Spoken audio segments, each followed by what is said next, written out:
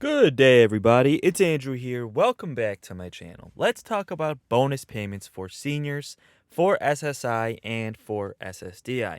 We all know that Bernie Sanders has been pushing to get larger Social Security benefits, as well as a specific stimulus check for seniors in this next package. And we have this idea where if we want to really improve the quality of life for seniors, we need to do larger COLA increases for those who are low income and actually do smaller COLAs for those who are higher income.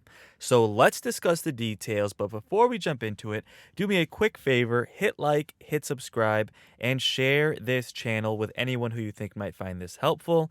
This is a community for seniors, and my job here is to be a voice for you and be a voice for seniors to make sure President Biden keeps his promise to increase Social Security, increase SSI and SSDI, and even approve a stimulus check for seniors in this next stimulus package. So thank you so much for being a part of our community, and if you really want to support my work, become a channel member. Now to do this, all you have to do is click on the link that's in the comments of this video.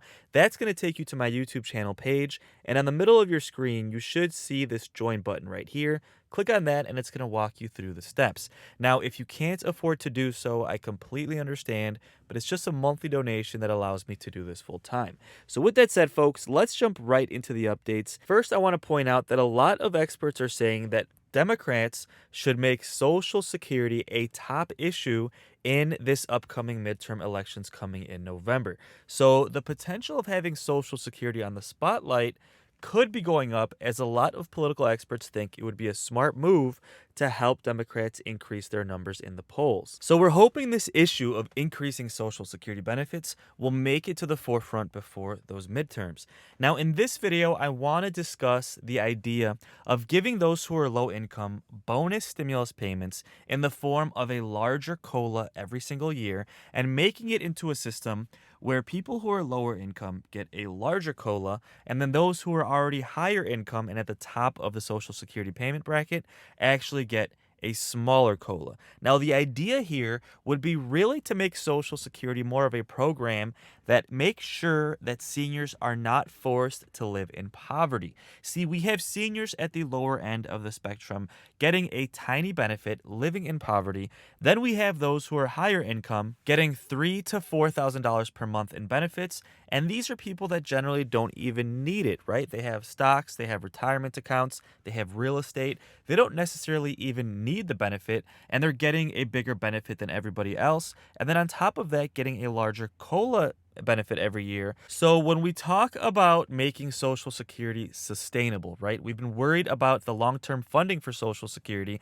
Then we see people who are the highest income creating a higher burden on the system because they're getting larger benefits and larger COLAs than everybody else, right? So if we drop their COLA, we're going to lower the burden that the higher income folks are putting on the system, and then shift that money towards giving those who are lower income a larger COLA every single year, leading to bonus payments and increased in Social Security payments for those who are lower income seniors, and people on SSI and SSDI as well. So in this video, I'm going to share a clip that really goes over the conversation regarding Social Security over the last 10 years, what Democrats and Republicans have been saying as far as changing Social Security, which in some ways could help those who are low income, making sure that Social Security remains funded well into the future, discussing different ways to do this, and then at the end of this video, we're going to discuss the fact that if we give a larger COLA to seniors who are lower income, we could really actually create a more sustainable program, a more sustainable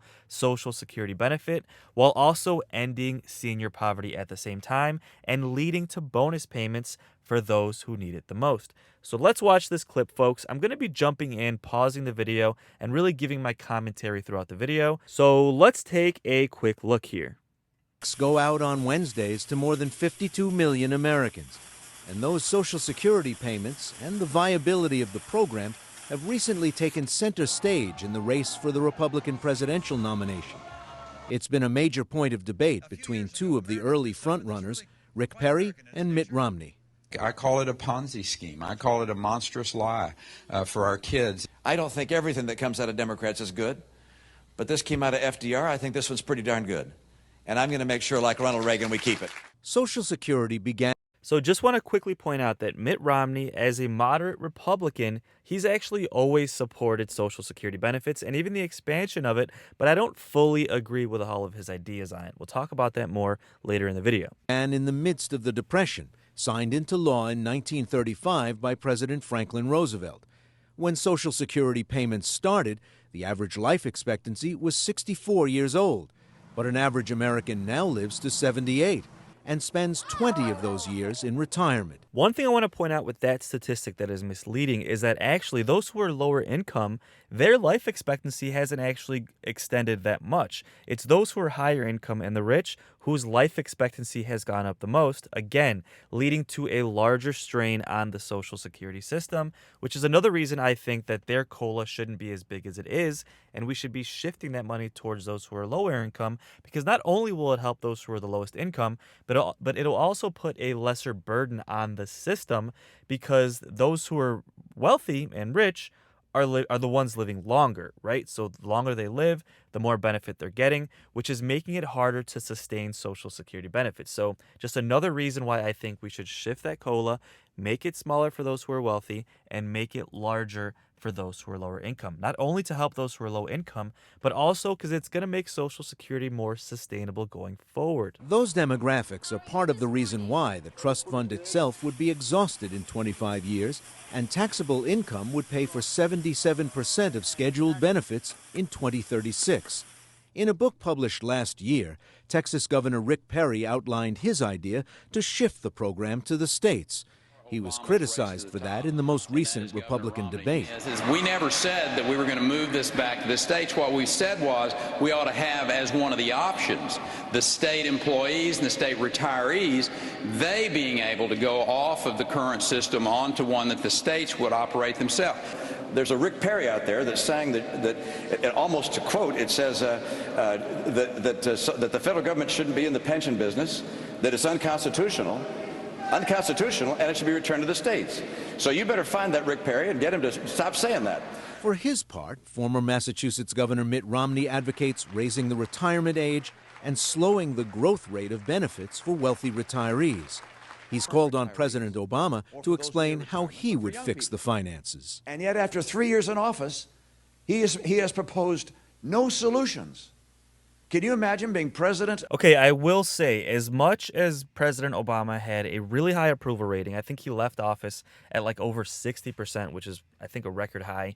He really didn't do much for seniors, right? He protected benefits. He didn't allow anyone to shrink benefits, but he didn't expand benefits, right? He really hasn't done much. And to be honest, this is an issue we've had with most of our presidents. This is why, with President Biden promising to do this, the point of our community is to make sure that gets done and be a voice for seniors to make sure we finally hold these candidates to their promises, right? So although Obama didn't really do anything to increase benefits, neither has really anybody else. And that is something that we need to change. Of the United States, and offering no ideas at all for how you would assure coming generations a strong and stable Social Security.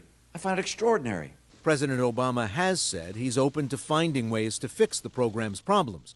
But he said in the White House Rose Garden last week that any changes to Social Security should be separate and distinct from the current deficit reduction efforts.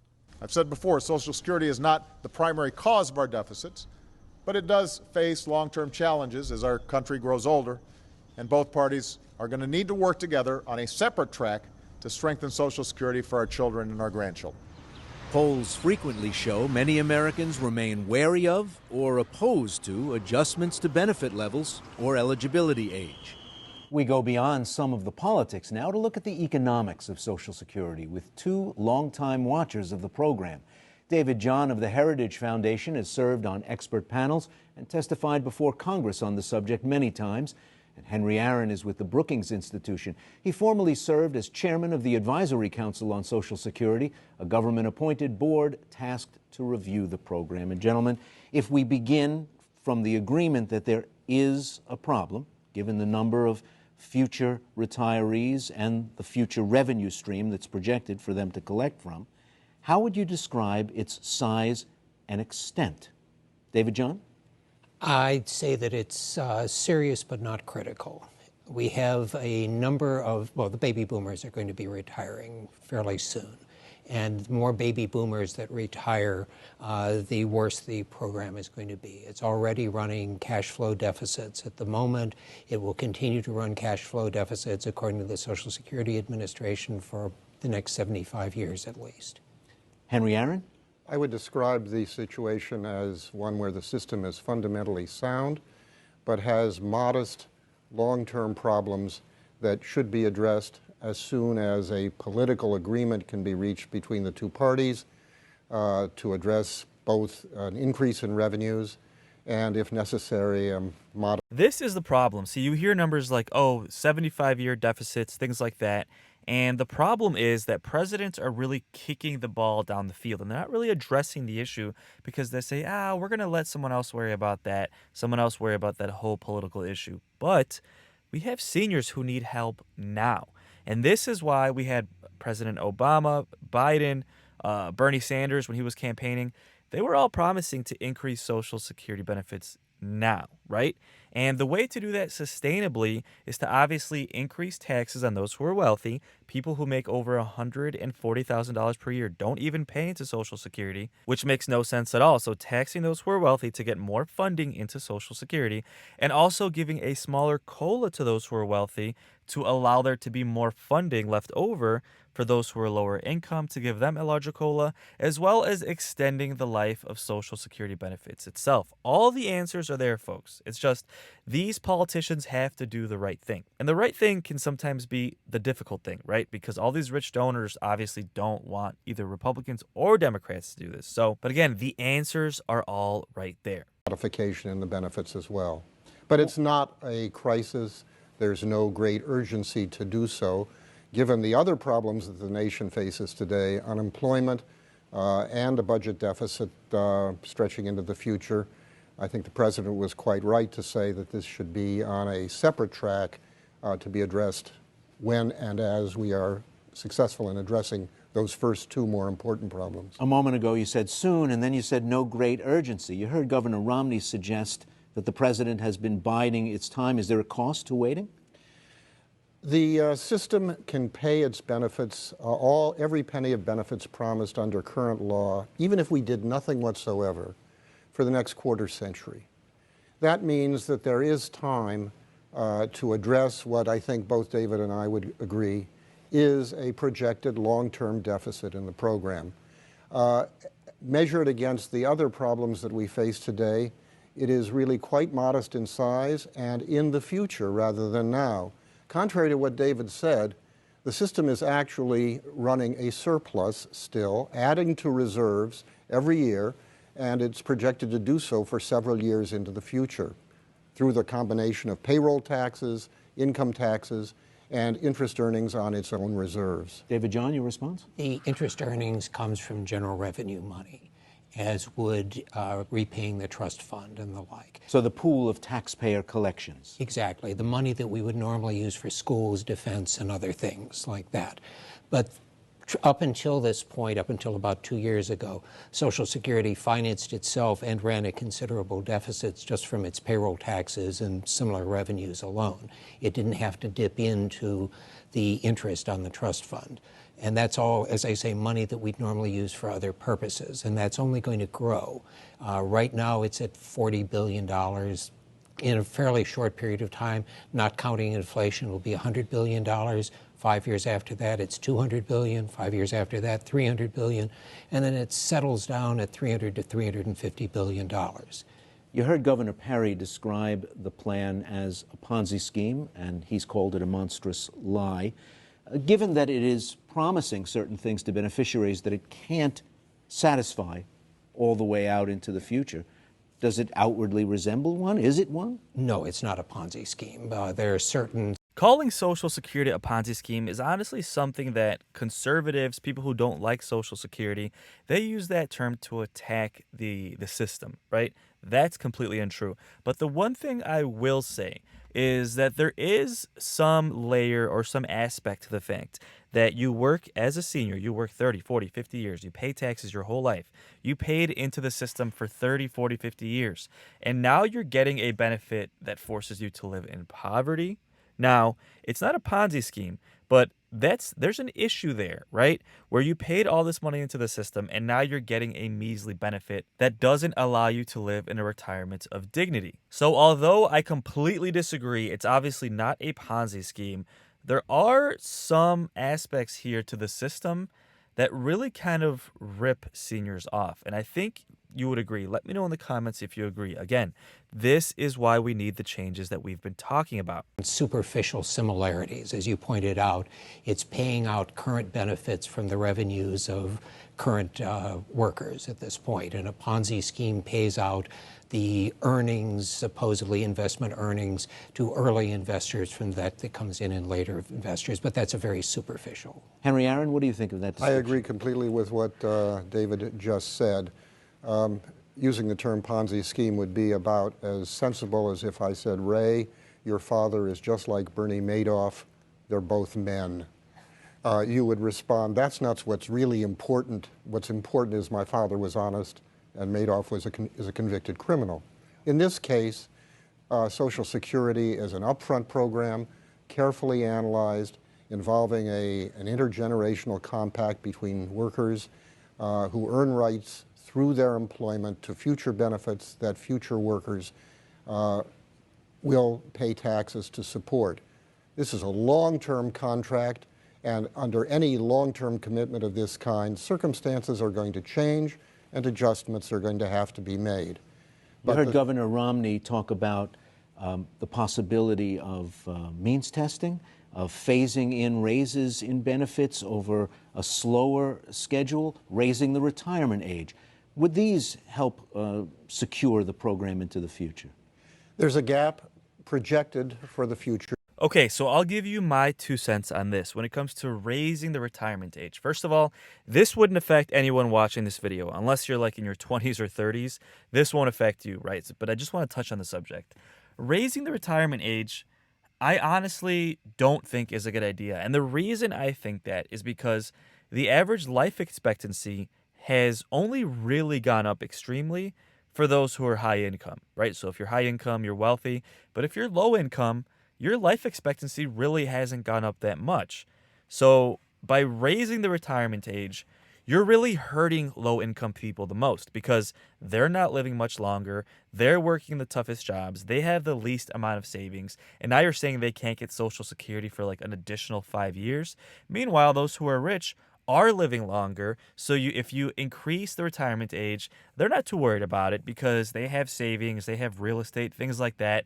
They have white-collar jobs that they can sit at a desk and it's not too exhausting. So really, by increasing the retirement age, you're hurting those who are low income the most. When, like I said, we should be doing the opposite. We should be keeping the retirement age where it is, increasing COLAs to those who are low income to give them bonus payments, really compounding your Social Security benefit every single year, while at the same time giving a smaller COLA to those who are wealthy, because quite honestly, Social Security should be an anti-poverty program. Most of the funding should be going to make sure seniors are not forced to live in poverty and not going towards those who are already, making 6 figures who don't really need the money to begin with. So that's really the point of this bonus program that I've been talking about. Either you have to raise revenues or you have to cut benefits. The political debate today is about the mix between the two. That's part of the debate in any event. My own view is that the benefits currently are relatively modest in size. They're lower relative to earnings than they have been in the past and are scheduled under current law to go down, and they are very modest compared to the benefits paid in other developed nations.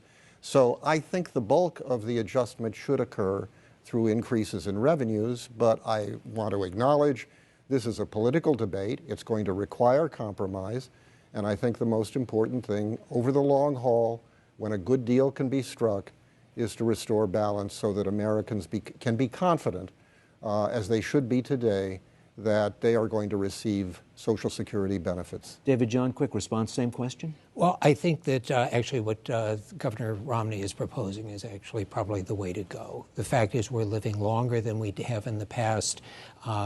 We have a situation where lower income workers get benefits that are too low, and frankly, upper income workers don't really need their benefits, and I don't see a need to necessarily put that in. I'd rather go into a social insurance system that is heavily weighted on the insurance, that we can guarantee that all Americans don't live in poverty in retirement. With us living a lot longer, there's some appeal in the simplicity of just raising the retirement age. Sure. But aren't the lowest paid workers those the most likely to be spent by 65? And Absolutely. Working till 70 is not only a hardship, but in many cases impossible. Absolutely. And what we need to do is to look at the disability system so that workers who cannot physically work longer are taken care of through the disability system until their retirement benefits kick in. Quick to add, Henry Aaron? I think it's important to recognize that the increase in life expectancy that has occurred is overwhelmingly concentrated among high earners. Low and moderate earners have not experienced the increase in life expectancy that is the average for the whole nation. So I think we need to be extremely careful in undertaking measures such as the benefit cuts that are really what an increase in the retirement age represents. We have to be very careful that those don't result in a large collection of moderate earners ending up living their retirement years in poverty. That's why I think we need to be very careful about any cuts in benefits at the present time. And I completely agree, folks. So with that said, that's really the idea here. We give a larger COLA to those who are low income, giving them a bonus payment every single year, and really that would compound. Like if your COLA every year was 10%, think about where it would be in 5, 6, 7, 8, 10 years. And then we give a smaller COLA to those who are higher income, and the idea would be to have it on a graduated progressive formula where the higher your income is, the lower your COLA is as well. So that's the idea, folks, and that is the plan that I'm hoping they implement going forward. But as far as the short term, really the bonus payments we're looking forward to is the stimulus check for seniors that Bernie is trying to include in this next package. So we should have a lot of updates to come. Don't forget to subscribe, and I will keep you posted as things develop on this next stimulus package, potentially getting stimulus checks for seniors in that package, and Social Security changes going forward. So thank you so much for watching, and until the next video, take care and have a great day.